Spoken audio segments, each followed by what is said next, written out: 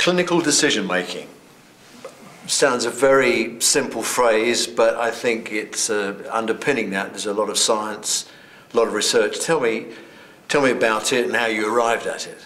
I didn't really appreciate the significance of this until I became a department head. You have evidence and you have information, and the big problem is actually trying to get it out there into patient care. And that's not as obvious as it looks. In medicine, traditionally, we've thought of healthcare providers as being dispassionate and objective, and lots of people nodding, yes, of course they are. They're not, obviously, and I wouldn't be here if they were.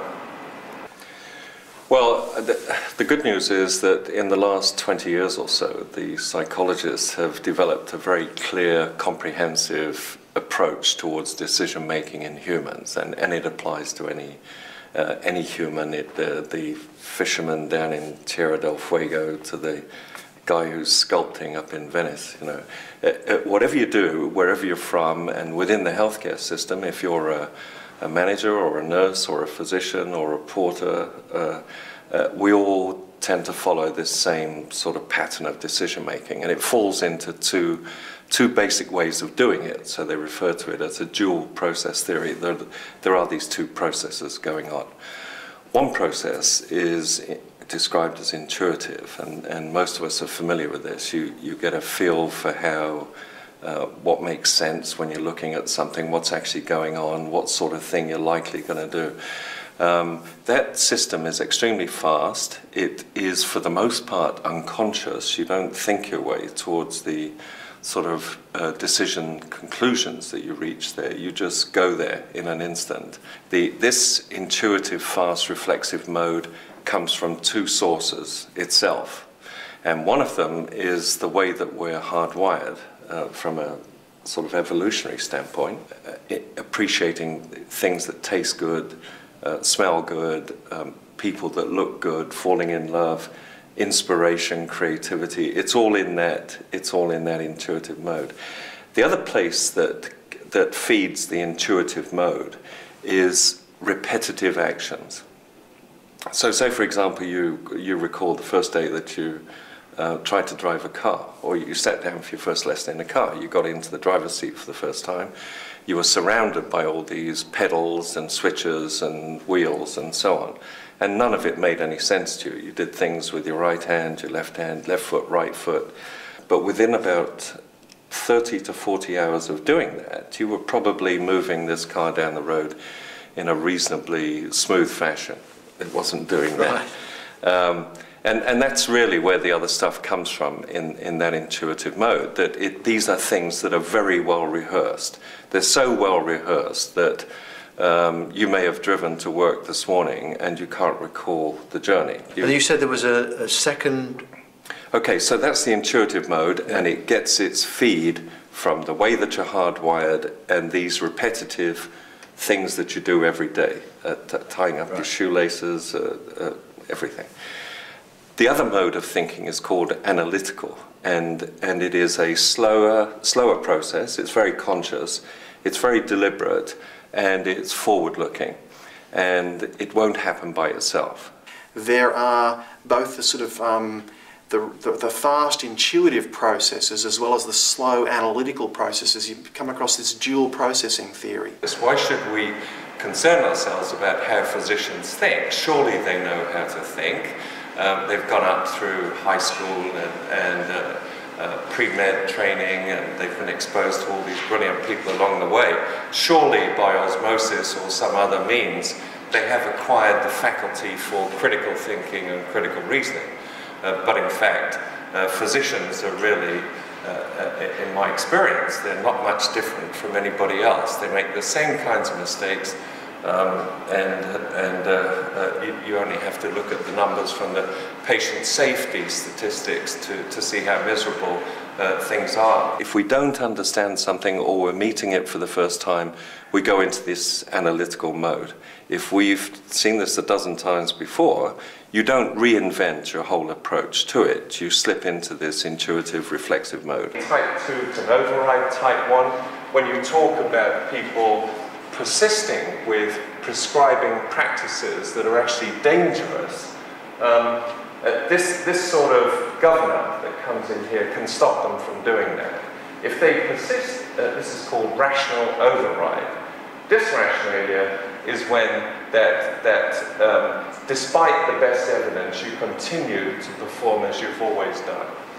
So you must find ways of overcoming this and promoting this in order to change behavior. So we are all engaged in these two modes of thinking. Now the trick is to be in the right mode for the right thing. Most of the error tends to occur in system 1. Your brain will always try to default to system 1. It's called the cognitive miser function. For a doctor, they acting intuitively, they might miss something crucial. That's right. They can slip into the intuitive mode, and for the most part, this will serve them well. But now and again, something will come along that will violate that pattern that they're in, and they have to get out of that intuitive mode. And people are very resistant to doing that. People resent being told that the way you've always done something has to be changed. Now this is about 20 to 30 years work of the psychologists, and it's just coming to fruition now. And there is neuroanatomical basis for this. You can find parts of the brain in humans and in animals that correspond to type 1 and type 2 thinking. If you produce ablations in those areas, you interfere with the two types of thinking. If you put people in functional magnetic resonance images, that part of the brain will light up when they're doing system 1 or system 2, right? So it's not just a model, it's reality. I've come across the phrase bounded rationality. Where does that fit into all this? Explain that to me. Well, that argument originally came from people who were studying studying decision making in a very sort of quantifiable, objective, analytical way. So that's in that analytical mode. And they said, essentially, if you knew everything there was to know about a particular problem, then your decision, your rational decision, would be perfect. This was a sort of Olympian decision-making, because all you needed to do was gather all the data and you would make the perfect decision. But in this world, there is virtually no circumstance where you're in that position of knowing everything. There are boundaries and limitations on what you've got to work with. So Herbert Simon, who actually won a Nobel Prize for his work in this area, said, we have to recognize that a lot of our so-called rationality is limited by these boundaries of what we've got access to and what we don't. Now, what mostly determines the calibration of our decision making? And it is this vulnerability to error in system 1. So there are more than 50 cognitive biases described in the literature, and we're not going to go through all of those, but the problem is that system 1 is so powerful that we get stuck in it. We think the way we've always thought, we do what we've always done, and we don't step out into purposive, analytical thinking when we really ought to. So we're not saying that system 1 is necessarily bad. It's actually really, really important for making very quick, fast decisions where time is really, really important. If you think about a child who has meningococcal septicemia, you need to make that decision very quickly. You can't be going away looking up and saying, well, what's the diagnosis here? What antibiotic do I use? It needs to be very quick. For several years now, we've talked about and we've written about a key paper by Gabay and Lemay, who did some ethnographic research looking at what resources doctors used when making clinical decisions. And surprisingly enough, it wasn't 500-page guidelines. They found that the doctors tended to use mindlines, sort of internal, tacit management guidelines that were derived from brief reading and talking to other people. So the decisions the doctors made were based on the development of patterns, based on habit and what they commonly did, rather what they thought was the best evidence rather than what they knew was the best evidence. So now we know about dual process thinking, we can see that's a system one approach to handling decisions. In his book Gut Feelings, Gert Gigerenzer said we need a recognition heuristic that'll quickly take us down system one processing, system one approach, but we also need an evaluation heuristic that'll check whether we should be in system one or whether we need to step out into a conscious, purposive system two approach. So for new medicines, if we've got strong system one thinking embedded in the people making local decisions, it's no wonder that it can be really hard to incorporate new evidence about those new medicines. We can thank the psychologists for what they've given us. They've given us a theory and a taxonomy of a collection of all these errors. They tell us how they all work, and it's been a very thorough job. But they haven't given us how to de-bias people from making these mistakes. And if you think back, most of the mistakes are occurring in System 1, and most of System 1 comes from the way that you're hardwired, or this repetitive learning, like tying your shoelace or driving a car.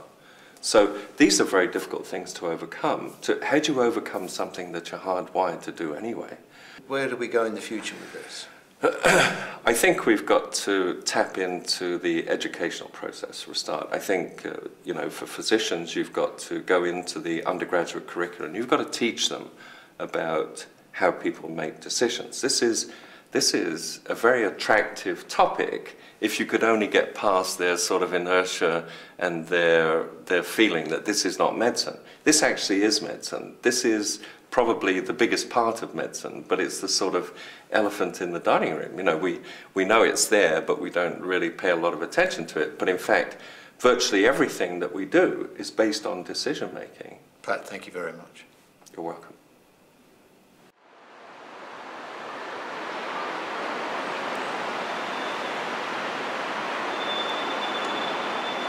Well, I've met Pat Crosscree.